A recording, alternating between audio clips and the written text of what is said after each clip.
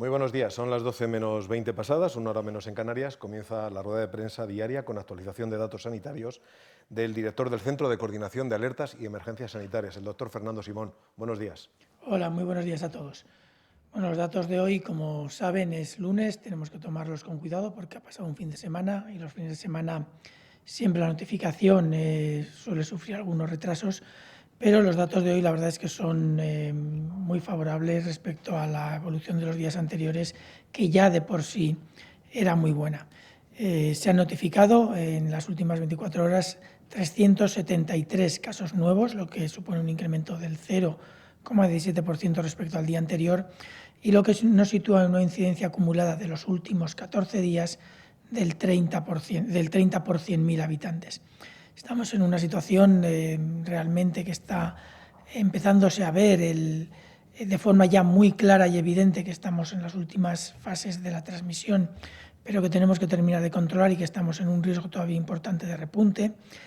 Yo creo que esto se puede valorar con las informaciones que se han recibido estos últimos 2 o 3 días de algunos otros países. Yo creo que todos hemos oído el rebrote que se ha identificado en Corea del Sur, que si bien es pequeño y está en principio aparentemente en vías de control, sí que es cierto que nos coloca un poco en nuestro sitio en cuanto al pensar que está todo ya ganado.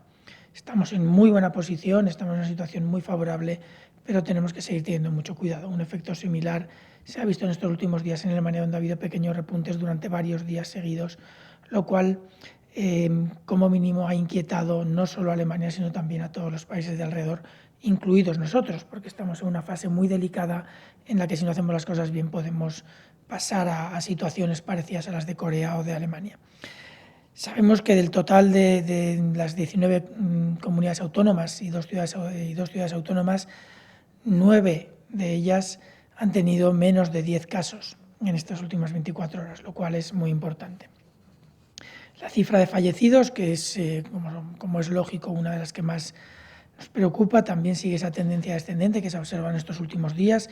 Se han notificado 123 fallecidos, lo cual nos pone en una situación muy favorable también, pero recuerden que siempre hay esas oscilaciones en este proceso de bajada y que en concreto los fallecidos se observan mucho más tarde. Las personas que ya están notificadas como casos de COVID, que están actualmente hospitalizadas, van a tener o que curarse o, si se da el caso, desgraciadamente, fallecer.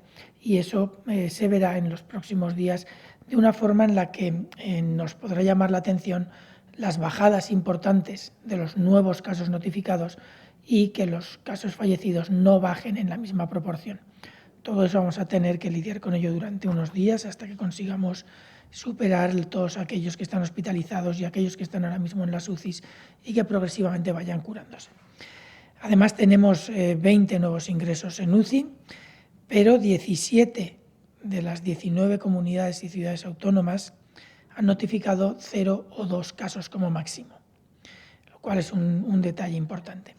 A nivel internacional, cabe destacar, las cosas siguen aproximadamente en la línea que hemos visto estos días. Hay 7 países de la Unión del continente europeo que presentan casos por encima de los 100.000.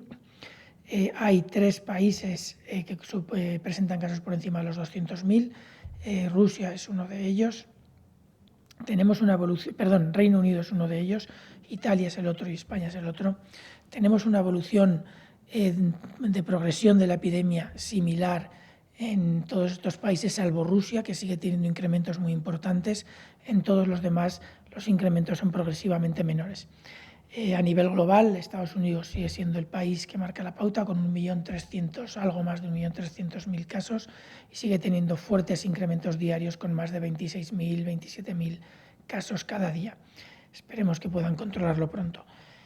Yo creo que esos son los datos que tenemos. Yo creo que no es necesario insistir mucho más. Sí que les voy a presentar una gráfica en la que podemos ver esta evolución favorable de la que hablamos en España. Esta gráfica creo que en algún caso ya se la habíamos mostrado. Aquí se representa la incidencia acumulada durante un periodo de incubación, es decir, 14 días. Por lo tanto, son curvas que se suavizan con los datos de los días previos al ser incidencias acumuladas de 14 días. Y como pueden observar, prácticamente todas las comunidades están ya en una fase muy clara de descenso y llegando a límites muy, muy bajos.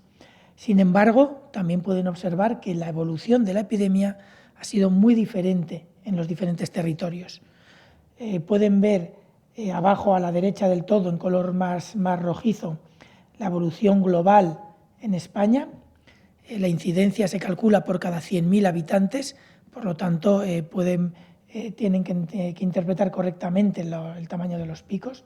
Se calcula por cada 100.000 habitantes y, como pueden observar, incluso las comunidades autónomas que han tenido un impacto muy alto, muy grande de la epidemia en los momentos álgidos, en los momentos cuando más casos se detectaban, están ahora mismo prácticamente igual que todas las demás y algunas de ellas incluso por debajo, lo que implica que han hecho un esfuerzo importantísimo de control. Sí que es cierto que aquellas que han tenido evoluciones mucho más lentas, evoluciones con muchos menos casos, están en situaciones incluso más favorables de lo que a priori podría haber parecido. Pero esto no significa que no tengamos que tener mucho cuidado. El que estemos en una situación favorable implica que tenemos que garantizar que eso no cambia. Y garantizar que eso no cambia requiere tener implementados algunos recursos, tener unos servicios de atención primaria de alto nivel que estén bien dotados y que permitan un trabajo de detección, de aislamiento y de seguimiento de los casos de los contactos adecuado. Necesitamos servicios de salud pública que permitan garantizar que el análisis de la información y la recogida de la información se hace de forma oportuna, a tiempo, para poder reaccionar de la forma más precoz ante cualquier posible rebrote que nos estropee la evolución favorable que observamos.